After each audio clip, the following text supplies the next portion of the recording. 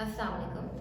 हमारा जो सब्जेक्ट है वो है फिजियोलॉजी और जो हमारा टॉपिक है वो आज से हम लोग स्टार्ट कर रहे हैं नर्वस सिस्टम। ठीक है, लास्ट टाइम हमारा यूरिनरी सिस्टम खत्म हो गया था, उससे लास्ट हमने डाइजेस्टिव सिस्टम अपना कंप्लीट किया था। ठीक है, अब हमारे पास आ जाता है नर्वस सिस्टम।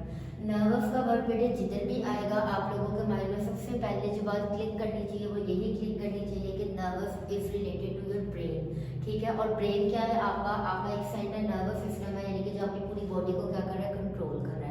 ठीक है, अब जो लेक्चर मैंने जिस तरीके से लिखा हुआ है, सबसे पहले मैंने जो स्टार्ट किया वो न्यूरॉन से किया, देन मैंने आप लोगों को क्लासिफिकेशन ऑफ न्यूरॉन पढ़ाई है और फिर मैंने आप लोगों को नर्वस सिस्टम की क्लासिफिकेशन पढ़ाई है। लेकिन मैं आपका लेक्चर जो है वो यहाँ से स्टार्ट करूँगी क्योंकि यहाँ पे आप लोगों का लिखा हुआ है आपके नर्वस सिस्टम की बेसिकली डिवीजन। ठीक है, आपको डेफिनेशन में नर्वस सिस्टम की बता देती हूँ कि ब्रेन से रिलेटेड आपका जितना भी जो भी आपका ब्रेन है वो आपकी बॉडी को जैसे भी कंट्रोल कर रहा है। ठीक है, आपकी कोई भी बॉडी का ऐसा सिस्टम नहीं है जिसमें जो ब्रेन का कोई भी रद्द अमल ना हो। ठीक है, एट द एंड जो आपका ब्रेन है वही आपकी हर चीज़ को क्या कर रहा है? कंट्रोल कर रहा है। ठीक है, आपके डाइजेस्टिव सिस्टम को, आपके कार्डियोवास्कुलर को, आपकी हर चीज़ के अंदर कहीं ना कहीं ब्रेन का जो है वो रोल कहीं आ जाता है। ठीक है, सारे मैसेजेस जो है वो ब्रेन के पास ही जाते हैं और ब्रेन ही उसको फिर आगे से क्या करता है? सेंस करके आपकी मैसेज के आपकी बॉडी के पास भेजता है। ये चीज़ मैं आपको इधर सारी अभी क्लियर करती हूँ। सबसे पहले अगर मैं नर्वस सिस्टम की सिंपल डेफिनेशन की बात करूँ तो वो मैंने लिखी हुई है कि control all activities of your body. Nervous system आपकी बॉडी की सारी एक्टिविटीज को क्या करता है? कंट्रोल करता है। सेकेंडली मैंने लिखा हुआ है कि nervous system quicker than other control system. जो नर्वस सिस्टम है ना, इसको नैनो सेकेंड्स भी नहीं लगते किसी चीज़ को सेंस करने में और आपको आगे से रिस्पॉन्ड करने में। आप एक नॉर्मली पाथवे के ऊपर वॉक कर रहे हो बेटे और आपके पाँव के नीचे कोई ना कोई सडन कोई स्टोन आ गया, कोई पत्थर आ गया, एक नैनो सेकेंड में आपके पास जो है ब्रेन आपको सेंस करेगा कि क्या हुआ है पाँव के नीचे, वहाँ आपके आ गया है पत्थर। ठीक है, और ब्रेन उसी वक्त ही मुझे सेंस करेगा कि अपना पाँव यहाँ से हटा लो वरना आपको चोट लग सकती है। ठीक है, आप किसी चीज़ को गर्म हाथ लगाते हो, आप फौरन से उसको पीछे करते हो। ठीक है, ब्रेन ऐसे जल्दी से क्विक करता है, मैसेज को सेंस करता है और फिर आपको कहता है कि पीछे पे हाथ उठा लो। आपको गर्मी सर्दी आपकी हर चीज़ को क्या कंट्रोल करा? आपका ब्रेन कंट्रोल करा। तो नैनो सेकेंड्स के अंदर ही जल्दी से आपको क्या भेजता है? मैसेज जल्दी से सेंस करके आपको दोबारा भेजता है। ठीक है, तो ये तो हो गई इसकी डेफिनेशन। अब फर्दर जो यहाँ पे बातें लिखी हैं ये तो ब्रेन के जो न्यूरॉन है, अगर मैं उसकी बात करूँ तो आपका जो ब्रेन है उसके अंदर क्या होते हैं? आपके पास सेल्स, आपकी बॉडी के हर जगह के ऊपर क्या होते हैं? सेल्स होते हैं। ठीक है, तो ब्रेन के जो सेल्स हैं उनको हम लोग क्या कहते हैं? न्यूरॉन्स। ठीक है, अब न्यूरॉन्स के साथ आपके एक दूसरे सेल्स भी होते हैं जिनको हम लोग न्यूरल्जिया कहते हैं। न्यूरल्जिया बेसिकली क्या है? आपके पास सपोर्टिंग सेल्स होते हैं जो कि न्यूरॉन्स को क्या कर रहे होते हैं? कंट्रोल कर रहे होते हैं, यानी कि न्यूरॉन के साथ सिर्फ सपोर्ट कर रहे होते हैं। काम क्या होता है बेसिकली आपका आपके ब्रेन का न्यूरॉन का, लेकिन न्यूरॉन क्या कर रहे हैं? न्यूरॉन को सपोर्ट करने में, यानी कि मेरी कोई हेल्पर अगर मैं रख लेती हूँ कि मुझे इस काम में यार आपकी सपोर्ट चाहिए, तो बेसिकली काम तो मैं ही करूँगी लेकिन जो मेरी हेल्पर है वो मुझे क्या करेगी? असिस्ट करेगी, मुझे सपोर्ट करेगी। तो न्यूरल्जिया का ये काम होता है। ठीक है, अब मैं आपको यहाँ पे बात अपनी खत्म कर देती हूँ क्योंकि मैंने न्यूरॉन का पूरा स्ट्रक्चर बनाया हुआ है और ये मैं आपको पूरा डिफाइन करूँगी। अभी मैं आपके पास आ जाती हूँ नर्वस सिस्टम की डिवीजन के ऊपर। बेसिकली बेटे आपका जो नर्वस सिस्टम है वो दो में डिवाइड होता है। ठीक है, एक होता है सेंट्रल नर्वस सिस्टम जिसको हम लोग CNS भी बोलते हैं और एक होता है आपका पेरिफेरल नर्वस सिस्टम जिसको हम लोग PNS भी बोलते हैं। ठीक है, जो आपका सेंट्रल नर्वस सिस्टम है फर्दर दो में डिवाइड हो जाता है, एक ब्रेन और एक स्पाइनल कॉर्ड। यानी कि आपका ये एरिया सारा जिसमें ब्रेन है, ठीक है, आपके स्कल के अंदर आपका जो ब्रेन और जहाँ से आपकी स्पाइनल कॉर्ड ब्रेन की एक्सटेंशन है आगे सारी नीचे एक पूरे वर्टिब्रल कॉलम जो आपका स्पाइनल कॉर्ड है वहाँ तक आपके आ जाती है सेंट्रल नर्वस सिस्टम। ठीक है, और पेरिफेरल नर्वस सिस्टम के अंदर क्या आता है? पेरिफेरल नर्वस सिस्टम के अंदर बेसिकली आपके पास 12 पेयर ऑफ क्रेनियल नर्व्स आती हैं। क्रेनियल मीन्स योर ब्रेन, जो भी चीज़ आपके ब्रेन से निकल रही है उसको बेसिकली हम लोग क्या कहेंगे? Cranial nerves. ये 12 पेयर में होती है। जो मेरा कल का लेक्चर होगा उसमें मैं आपको एक एक क्रेनियल नर्व के नेम और उनका फंक्शन बताऊंगी। आपके बुक में वो मेंशन नहीं है चीज़, लेकिन मैं वो इसलिए बताऊंगी क्योंकि आगे फर्दर जो टॉपिक्स हैं उनमें क्रेनियल नर्व का कहीं ना कहीं क्या आ रहा है? रोल आ रहा है। तो मैं ऐसे उनके नाम बोलूँगी तो आपको समझ नहीं लगेंगे। ठीक है, अब हम दोबारा जाते हैं अपने टॉपिक के ऊपर कि पेरिफेरल नर्वस सिस्टम आपका फर्दर दो में डिवाइड है बेटे। एक होता है आपका ऑटोनॉमिक नर्वस सिस्टम, एक होता है आपका सोमैटिक नर्वस सिस्टम। ठीक है, ऑटोनॉमिक नर्वस सिस्टम मतलब कि आपका इनवॉलेंट्री कंट्रोल वाला सिस्टम जो कि आपके कंट्रोल में नहीं है। सबसे पहले हम लोग इनवॉलेंट्री और वॉलेंट्री की बात अगर कर लें तो वॉलेंट्री सिस्टम वो जो आपके कंट्रोल में होते हैं, जैसे कि मैंने सोमैटिक के आगे लिखा है, और इसमें आपके स्केलेटल मसल, इनके अगर किसी को थप्पड़ मारना है आप लोगों ने तो ये आपके अपने कंट्रोल में है कि आप थप्पड़ मारेंगे तो उसको लगेगा, ऐसे ही नहीं लग जाएगा। लेकिन जो आपका ब्रेन है और जो आपका कार्डियक सिस्टम है यानी कि कार्डियोवैस्कुलर सिस्टम जो है वो आप लोग चाहे सो रहे हो चाहे जाग रहे हो लेकिन वो कंटिन्यूसली क्या कर रहे हैं, काम कर रहे हैं, तो यानी कि वो आपके कंट्रोल में नहीं है। तो इसका मतलब उनको हम क्या कहते हैं, इनवॉलेंट्री सिस्टम। ठीक है, तो ऑटोनॉमिक नर्वस सिस्टम और सोमैटिक नर्वस सिस्टम में डिफरेंस ये हो गया कि एक जो आपका सोमैटिक है वो है वॉलेंट्री कंट्रोल, ठीक है, और उसमें बेसिकली आपके स्केलेटल मसल्स आ जाते हैं। ऑटोनॉमिक के अंदर आपके पास इनवॉलेंट्री कंट्रोल है, फर्दर दो में डिवाइड है, एक होता है सिंपैथेटिक और एक होता है पैरासिम्पैथेटिक। ठीक है, सिंपैथेटिक आपका क्या होता है, basically fight and flight respond, आपकी बॉडी का एकदम से सडन रिस्पॉन्स देना, यानी कि आप लोग बैठे हुए हो और आपको मैं एकदम से कॉल करके कहती हूँ कि भैया आप लोगों का तो कल पेपर है, तो उस टाइम आप लोग एकदम से हड़बड़ा जाओगे, आपका ब्रीदिंग रेट एकदम से ज़्यादा हो जाएगा, आपका पल्स रेट एकदम से ज़्यादा हो जाएगा। ठीक है, आपको स्वेटिंग आना स्टार्ट हो जाएगी, आप अपनी बॉडी को क्या बोलोगे, हो अल्लाह कल ही पेपर है, अब मैं क्या करूँ। ठीक है, तो एकदम से जो आपकी बॉडी में सडन रिएक्शन आता है उसको हम लोग कहते हैं सिंपैथेटिक सिस्टम की। सिंपैथेटिक सिस्टम एक्टिव हुआ और आपकी बॉडी में वो सारे रिएक्शंस आना स्टार्ट हो गए। अब इसी सिंपैथेटिक को कूल डाउन करने के लिए पैरासिम्पैथेटिक आएगा कि अच्छा चलो कोई बात नहीं, कल पेपर है तो चलो अभी हमारे पास एक रात है, अभी हम लोग अपना टाइम ज़ाया नहीं करते और अभी हम लोग क्या करते हैं, पढ़ लेते हैं। ठीक है, तो उस सिस्टम जो एकदम से आपने एक्टिव हुआ था आपका, वो एकदम से आपको कंट्रोल करने कौन आया, पैरासिम्पैथेटिक, और ये दोनों क्या है आपके पास इनको यानी कि ऑटोनॉमिक के अंदर। ठीक है, ये आ गया आपके ऑटोनॉमिक। अब हम लोग आ जाते हैं न्यूरॉन के ऊपर। तो न्यूरॉन बेसिकली क्या है बेटे, आपकी ब्रेन के अंदर जो सेल होते हैं उनको कहते हैं हम लोग न्यूरॉन। इनका क्या काम होता है, ये मैसेज को सेंस करते हैं, ठीक है, और बाद में यही आपके तक मैसेज भिजवाते हैं।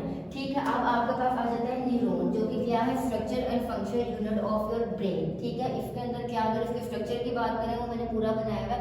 इसमें एक न्यूक्लियस है आपके पास बीच वाला, ठीक है, एक इसके पास साइटोप्लाज्म होता है, इस वाले पूरे एरिया के अंदर साइटोप्लाज्म होगा।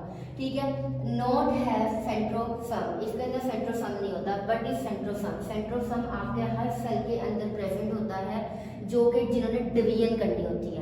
अब न्यूरॉन के पास आपके पास सेंट्रोसम नहीं है, सेंट्रोसोम अगर नहीं है तो सेल डिवाइड नहीं होगा।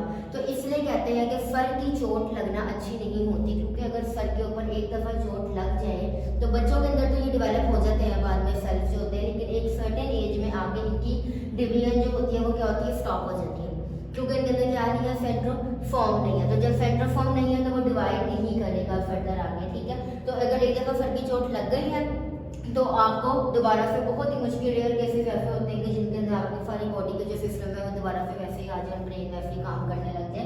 अदरवाइज अगर न्यूरॉन्स एक दफ़ा डैमेज हो गया सर की चोट के अंदर तो आपके पास जो सिस्टम है वो सारा खराब हो जाएगा, क्योंकि न्यूरॉन के पास सेंट्रोफॉर्म नहीं है और वो फर्दर उसको डिवाइड उन सेल्स को नहीं करता। ठीक है, अब हम लोग बात करते हैं स्ट्रक्चर ऑफ न्यूरॉन। तो सबसे पहले बेसिकली आपके पास जो न्यूरॉन है उसका ऐसा स्ट्रक्चर होता है, ये मिलियन ट्रिलियंस की तादाद में आपके ब्रेन के अंदर प्रेजेंट है। ठीक है, इनके साइडों पे अगर आप ये देखें, ये जो बड़ी बड़ी डंडियां बनाई हुई तो इनको हम लोग डेंड्रॉइड्स कहते हैं। अगर आप इसके सेंटर की बात करें तो इसके बाद एक न्यूक्लियस है, न्यूक्लियस के बाद जो बाहर वाला एरिया इसको हम सेल बॉडी कहेंगे, जिसके अंदर साइटोप्लाज्म प्रेजेंट है आपका। ठीक है, अब इनका काम क्या होता है, सबसे पहले यहाँ पे देख लो तो ये एक्सोन प्रेजेंट है, एक्सोन के अंदर ये जितनी भी शीट है इसको हम लोग माइलिन शीट कहेंगे। Then you have axon terminals, जहाँ पे आपका जो न्यूरॉन का स्ट्रक्चर है वो खत्म हो जाता है। अब बेसिकली हम लोग इसकी वो पढ़ेंगे फंक्शंस की, ये काम क्या करता है। जो न्यूक्लियस है इसके अंदर आपके सारे जेनेटिक मटेरियल प्रेजेंट होगा न्यूक्लियस में। न्यूक्लियस किसी भी सेल का हो उसका काम यही है कि अपने अंदर क्या जेनेटिक मटेरियल को स्टोर करके रखना। ठीक है, बाहर आ जाओ तो आपके पास आ जाती है सेल बॉडी और इसके अंदर सारा आपका साइटोप्लाज्म आ जाता है। ठीक है, साइटोप्लाज्म कंटेन करता है। देन आपके पास आ जाती है जो बाहर की डंडियां, इनको हम लोग डेंड्रॉइड्स कहते हैं। ये क्या करते हैं, ये एक न्यूरॉन से दूसरे, यानी कि अगर यहाँ पे मैंने एक न्यूरॉन रखा हुआ है और ये एक न्यूरॉन है तो ये क्या करेगा, ये उस न्यूरॉन के डेंड्रॉइड्स के साथ बनाएगा एक कनेक्शन। ठीक है, और उससे क्या पकड़ लेगा, मैसेज पकड़ लेगा। जैसे कि अगर मैं एक न्यूरॉन यहाँ पे रख देती हूँ, फॉर एग्जाम्पल ये न्यूरॉन है, तो ये जो डेंड्रॉइड्स है ये इससे क्या करेंगे, मैसेज लेंगे, रिसीव करेंगे, receive signal from other neurons. ठीक है, और मैंने आपको बताया कि आपके ब्रेन के अंदर क्या है, मिलियंस की तादाद के अंदर न्यूरॉन्स प्रेजेंट है। अब अगर हम लोग नीचे आ जाते हैं एक्सोन पे, तो एक्सोन आपके पास, इसका मेन काम ये होता है कि इलेक्ट्रिकल इम्पल्सेस को क्या करता है, पूरे न्यूरॉन के अंदर एकदम से बढ़ाता है। जैसे डेंड्रॉइड्स ने एक न्यूरॉन से मैसेज ले लिया है, अब एक्सोन का काम शुरू हो जाएगा कि जल्दी जल्दी फिर इस मैसेज को क्या करना है, फर्दर सेंस करना है। अब अगर हम नीचे आ जाए तो माइलिन शीट, ये पूरे इस एरिया के ऊपर प्रेजेंट होती है और ये पूरे न्यूरॉन को क्या करती है, प्रोटेक्ट करके रखती है और आपके इम्पल्सिव जो कि एक्सोन जल्दी जल्दी पे बना रहा है उसको और स्पीड अप करती है, ठीक है। और फिर आपके पास आ जाता है नीचे वाला एरिया जिसको हम लोग एक्सोन टर्मिनल कहते हैं। ये जितना भी इसने डेंड्रॉइड्स ने मैसेज जो लिया है उसको इसने सेंस किया है, उसको इसने स्पीड अप करके जो अगले न्यूरॉन के पास भेजना है वो सारा इस एरिया से होगा। तो एक्सोन टर्मिनल ये दूसरे न्यूरॉन्स के एक्सोन टर्मिनल के साथ ऐसे मिल के ये क्या करेंगे कि आपका मैसेज जो है वो इस न्यूरॉन से दूसरे न्यूरॉन में भेजेंगे। अब मैं इसको दोबारा फिर रिपीट कर देती हूँ। आपके पास आ जाते हैं न्यूरॉन्स, इसमें आ जाता है न्यूक्लियस, न्यूक्लियस के अंदर सारी आपकी जेनेटिक इन्फॉर्मेशन प्रेजेंट है। बाहर वाले एरिया के ऊपर आपके डेंड्रॉइड्स आ जाते हैं जो कि दूसरे न्यूरॉन से मैसेज लेते हैं, रिसीव करते हैं। एक्सोन उसको सेंस करता है, इलेक्ट्रिकल इम्पल्सेस को पूरे न्यूरॉन के अंदर घुमाने के लिए जिम्मेदार है ये।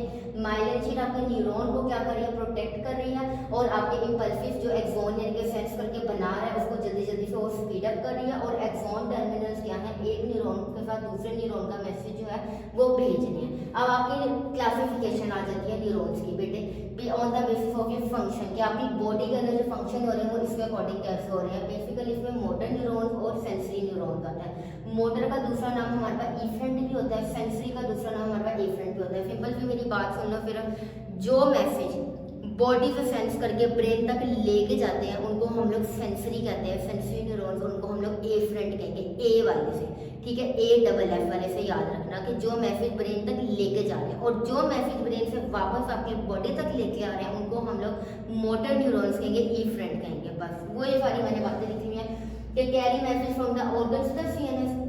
आपके हाथ में कोई गर्म चीज लगी है, ठीक है, सेकंड के अंदर ही जो ये सेंसरी न्यूरॉन से ब्रेन तक मैसेज लेके जाएंगे कि हाँ जी कोई गर्म चीज को आपने हाथ लगा लिया, ठीक है। ब्रेन उससे जल्दी जल्दी फिर न्यूरॉन सारे सिग्नल बना के आपके तक वापस भेजेगा और जो मैसेज ब्रेन से अब आपके ऑर्गन्स तक, मेरे हाथ तक ला रहे हैं कि वहाँ गर्म चीज है, हाथ पीछे करो, तो वो होंगे आपके मोटर, ठीक है। और इसको हम लोग कहेंगे इफरेंट, ठीक है। और ये ब्रेन से आपके मसल के बाद लेके आएंगे। और न्यूरल्जिया जो है पूरी आ जाती है, आपके पास स्पॉटिंग सेल्स हैं, न्यूरॉन को हेल्प करते हैं। मेन बात इसमें ये है, नॉन एक्साइटेबल, तीन बातें लिखी हुई है। नॉन, कोई इम्पल्स ना तो कैरी करेंगे, ना ही उसको आगे जनरेट करेंगे, ना ही उसको आगे ट्रांसमिट करेंगे, कोई काम नहीं है इनका, ये सिर्फ सपोर्ट कर रहे हैं आपको, इसलिए इनको हम लोग नॉन न्यूरल सेल्स भी कहते हैं कि ये कुछ भी सेंस नहीं करते, कुछ भी जनरेट नहीं करते, कुछ भी ट्रांसफर नहीं करते, ठीक है। ये सिर्फ आपके न्यूरॉन्स को क्या कर रहे हैं, सपोर्ट करें। पूरा एक ओवरव्यू यही है कि नर्वस सिस्टम ब्रेन का सिस्टम है, दो में डिवाइडेड, सेंट्रल नर्वस सिस्टम और पेरिफेरल नर्वस सिस्टम। सेंटर आपका ब्रेन में स्पाइनल कॉर्ड आ जाता है, पेरिफेरल आपका क्या आ जाता है, सोमैटिक और ऑटोनॉमिक। ऑटोनॉमिक फर्दर दो में डिवाइड है, आपके पास सिंपैथेटिक और पैरासिम्पैथेटिक, की कल मैं डिटेल में पढ़ाऊंगी दोनों सिस्टम। न्यूरॉन्स आ जाते हैं, सेल्स है, आपके पास ब्रेन के स्ट्रक्चर फंक्शन सेल है, उसका पूरा स्ट्रक्चर मैंने आपको डिफाइन किया है। उसकी क्लासिफिकेशन है मोटर, सेंसरी, ब्रेन तक जो मैसेज लेके जाते हैं सेंसरी, ब्रेन से वापस मैसेज जो बॉडी तक लेके आते हैं मोटर, और न्यूरॉन्स। ये आपका आज का लेक्चर है।